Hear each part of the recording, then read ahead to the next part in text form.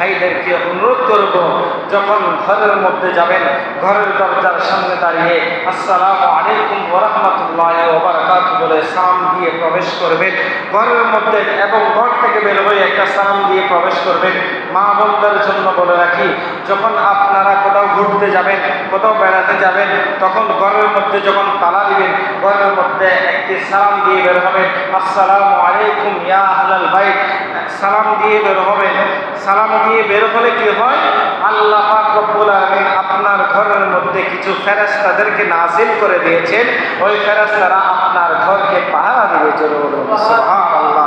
এবং আপনি যখন এই ঘরের ভিতরে প্রবেশ করার সাথে সাথে আপনি ঘর থেকে বের হবেন, যখন সালাম দিয়ে বের হয়েছেন, আপনার ওই ঘরের মধ্যে আর কোনোদিন চোর প্রবেশ করতে পারবে না। সুবহানাল্লাহ।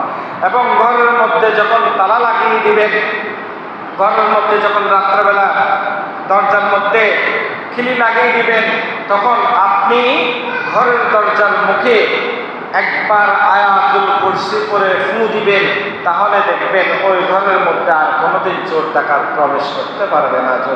সুবহানাল্লাহ।